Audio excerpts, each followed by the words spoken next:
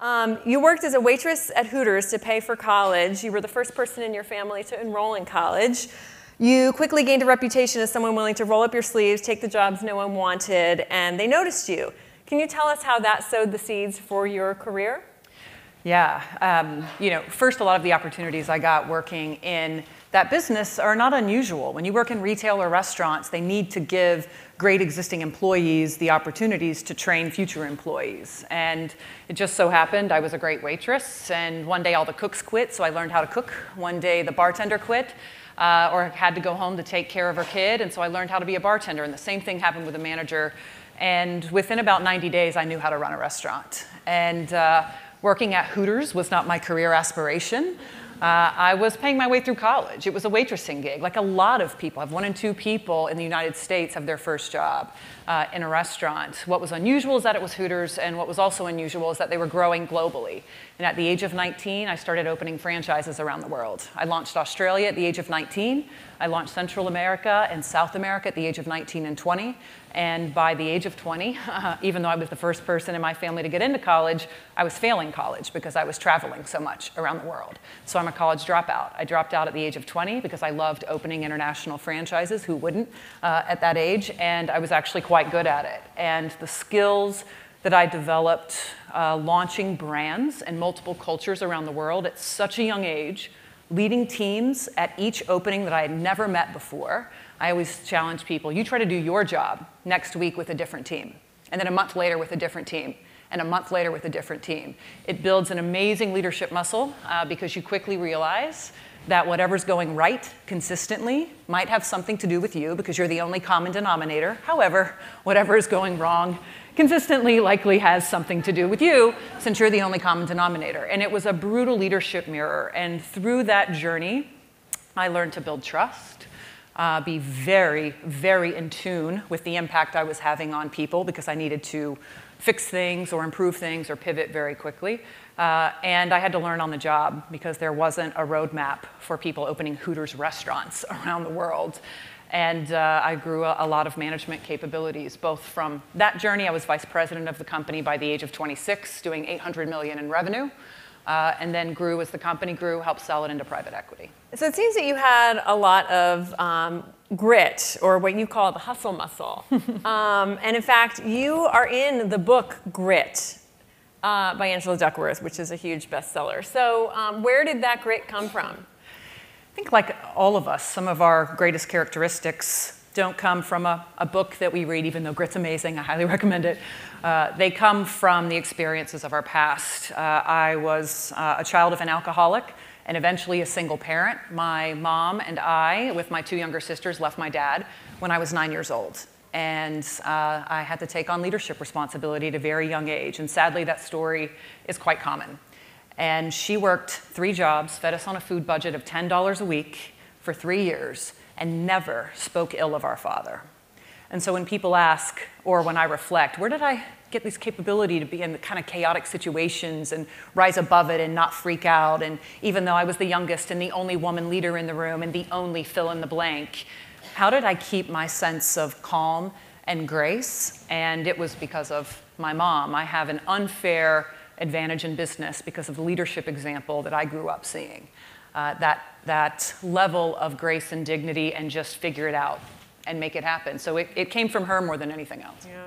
I want to cut way ahead now to your current job. You're president and COO of Focus, running, as you said in the big Get to Know You, the company's 7 brands, Cinnabon, Auntie Anne's, Schlotzsky's, McAllister's, Carvel, and most recently, Focus acquired Jamba Juice. Yay. So what are the biggest trends impacting your slice of the food service business right now? Yeah, it's interesting. So our business covers 60 countries, now 7 brands, several brands that are billion-dollar brands, several billion in sales, and almost 6,000 locations. That does not include our grocery and retail points of distribution. So we have a big licensing and multi-channel business, which has been the transformation of food brands for quite some time, but a lot of brick and mortar. And in the introduction, she talked about the evolution of brick and mortar, not just malls, but any brick and mortar restaurant. So there are 2 trends that are affecting really every industry, but certainly food and brick and mortar. One is the way technology has enabled access to market. And so whether that means if you have a dream to start a restaurant, there's a level playing field because of your ability to reach the consumer in a freemium way that used to be a barrier to entry and keep the independents away from the chains. And now it's anything goes. It's easy to connect with fans that will love you because of technology. Technology has also enabled what is the second trend outside of technology, which is it's the convenience economy. And I don't look at customers as they, it's a we. We want our food brought to us when we want it, how we want it, within 15, 20, max 30 minutes. And the emergence of third-party marketplaces like Uber Eats, DoorDash, et cetera, have changed the game for what the street side storefront really is for the customer. The storefront, the street side is now our phones. And you pull up Uber Eats and you see what the options are and the time that you want with the cuisine that you want, and that is how you choose. You are no longer driving to a brick and mortar retailer, and my real estate choice is connected to that, and that's how I capture your occasion. So everything from the real estate model to the size of restaurant we need to how we operate, being prepared to put a lot of food out at peak times because you can get it in the store or you can get it brought to your office, and then decision, should we deliver ourselves or work with third parties? All of that is radically affecting the economics of small franchise businesses and really increasing the opportunity for startups that are in food businesses, which is actually very cool. So in just a minute, because I want to ask you about, you have great thoughts about leadership I want to ask you about, but what are your plans for Jamba Juice? Where does that fit in? So in our portfolio, I have been dying to get a purely healthy brand in the portfolio. It's important for me personally because as an angel investor, I invest in the future of food. And it's been a little tough for me to not have exactly that in my own portfolio. But we needed something that was of the scale that's going to move the needle for our business. And there aren't a lot of juice or health brands that are big enough to matter for our operating model. Jamba is one of the few. And so it fills the need of a healthier brand in our portfolio. But it was publicly traded prior. We took a public company private, very interesting process if you've never gone through it.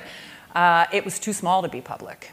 And there were a lot of constraints on the company as a result. So some of the things Jamba needed to do to stay relevant for people like us, they didn't have the ability or the money to do it, or they did it in a little way and didn't have the resources to tell anyone about it. So the big plan is radically invest in technology. So best-in-class apps, ordering, letting you know what the most popular combinations of functional smoothies, bowls, toasts, et cetera, are going to be. So technology is the first piece. Second is evolving the menu to an even healthier place. It still has a slightly sweeter positioning in the eyes of the consumer, even though you can get wheatgrass and ginger and all of those things. So adding more plant-based protein, more green, less sweet, all the things that make sense. But when you evolve a business, you have to do it at a pace that the customer can believe and that the business can handle, which is never fast enough for me. But we will move it in that direction. We're all on a healthfulness journey, and the customer never goes backward. None of us ever How's go my backward. PB chocolate smoothie? Without the chocolate, get it without the It's chocolate. going to stay, but now you can get it with a plant-based protein, and you'll have more dairy-free alternatives. Okay, that's good. So like I said, you have a lot of really great philosophies on leadership that you have learned and picked up and just really kind of coined along the way. So you have one principle you operate under called the hot shot rule. Can you tell us a little bit what that is? Yeah, you know, when you grow up running a business like Hooters, there aren't exactly a ton of mentors like you racing to the door to be helpful. No offense.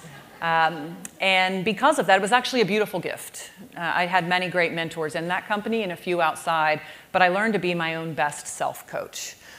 When I got asked, you know, how are you doing these things at such a young age, I would reflect on the lessons that existed in my past. And I remembered a quote from my mom that was always in my birthday card once my story got into the media quite a bit, and it was, don't forget where you came from, but don't you dare ever let it solely define you. And it's about permission to change. And the hot shot rule is simply a self-coaching technique to accelerate our ability to change. Whether you want to call it failing forward, failing fast, reframing fail as first attempt in learning. The hot shot rule is just this. Every month, now I do it much more frequently than this, but it started as monthly. Every month, I would sit and think about what a hotshot would do if they took my job the next day.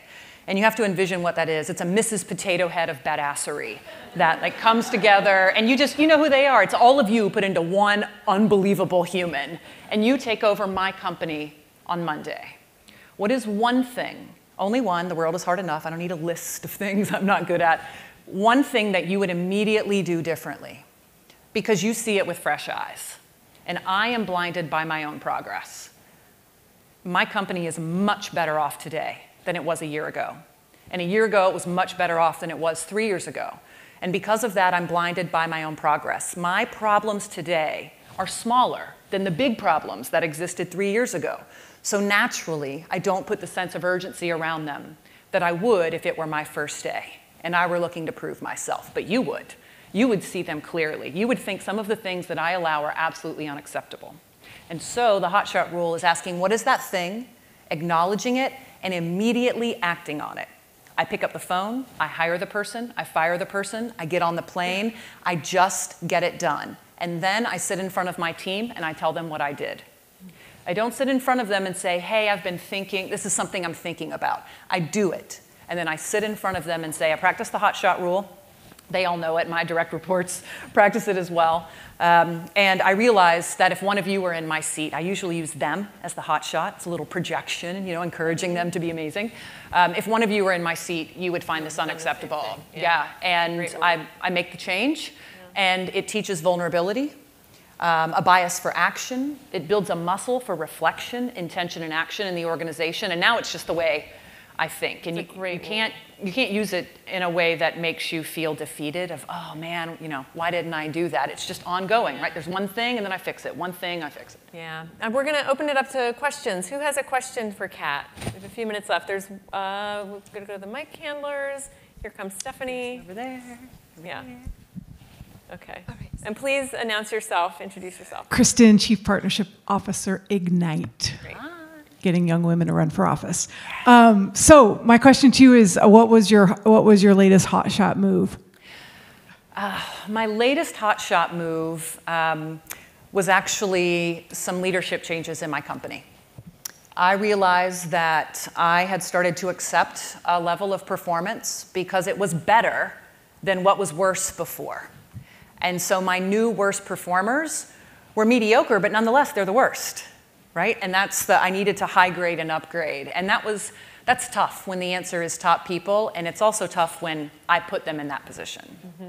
And I have to sit down and say, either, it depends on the scenario, either I've failed you because I've put you in a position that you're not capable of, or I gave you an amazing opportunity and you didn't deliver, and now you're blocking a seat for someone who would be, or I would be, one of my favorite lines, it's not a line, it's a genuine belief, I would be failing you if I did not address this.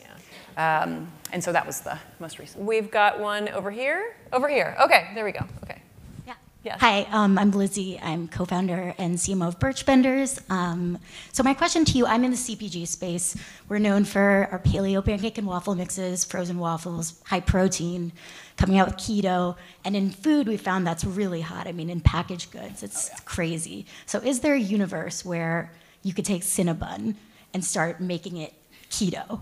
Like, is there a world where you can take some of your brands, because we sell to Costco nationwide with our paleo. It sells everywhere. Does everyone know what keto is? Yes. Okay. All right. Yeah, keto, paleo, all of those things. Yeah, that's my question. So here's what I've learned. There are certain product categories where people don't come to it for their nutritional value.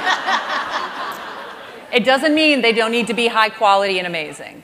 And so I have to always think about, what's the return on effort? What's the return on resources? I remember at Cinnabon, I was president of Cinnabon for 4 years, helped turn the brand around before I took over the rest of the company. And we had a few initiatives like low fat and low sugar. No one bought them. But when we launched tiny ones, little tiny, the cutest little cinnamon rolls in the world, made of the same high quality ingredients made from scratch in our bakeries, people bought them in spades. Now, in my meal brands, Moe's Southwest Grill, one of the things we are doing is being bold about helping people see how they can eat paleo, keto, vegan, gluten-friendly. It's hard to be truly gluten-free in a safe way in some of our restaurants, but we have to do that. We have to speak the language of the lifestyle that our customers are living.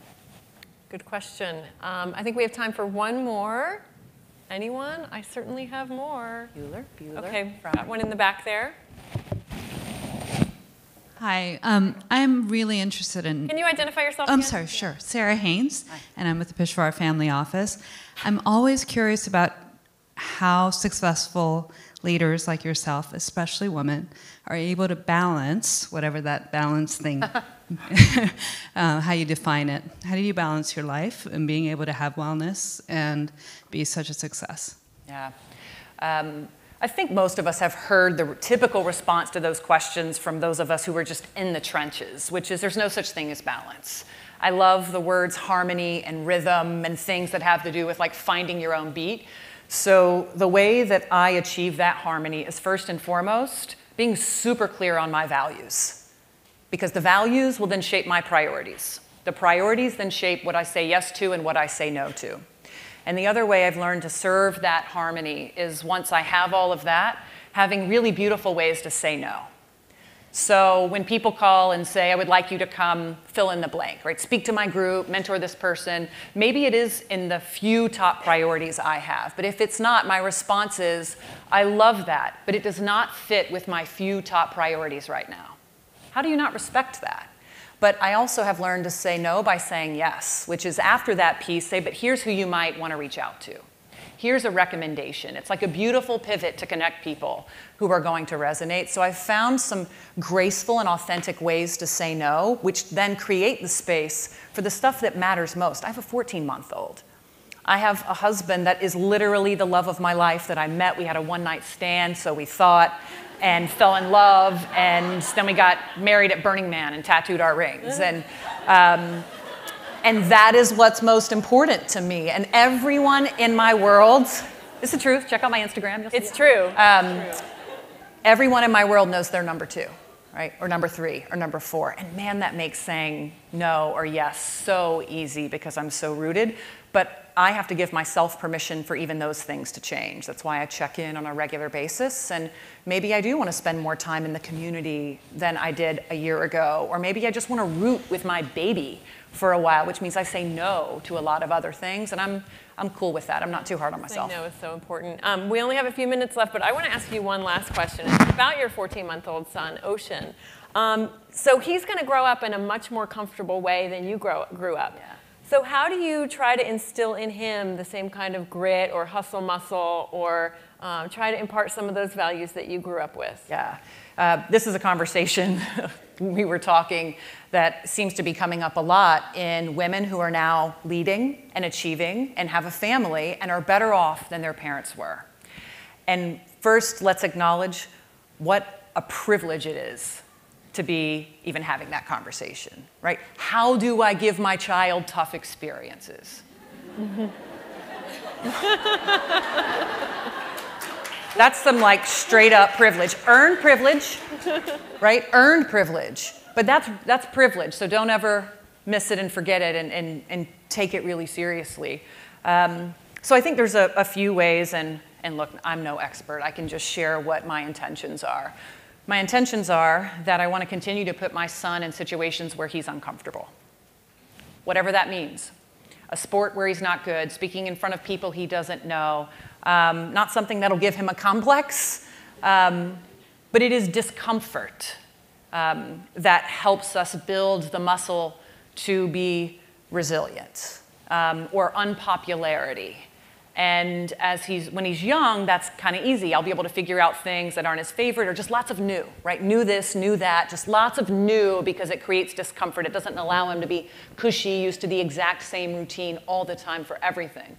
When he gets older, that will absolutely be guided by serving those who have less. And being super rooted in communities that are under-resourced and underprivileged, and being sure that he sees serving others as the real metric of success. That is great advice and a great way to end. And you can see more of Ocean on Kat's amazing Instagram feed. He does this thing called the coffee trance. She pours coffee every morning, and it's really adorable and great. Anyway, Kat, thank you so much for being with us. Pleasure. And for great advice. Thank you, everyone.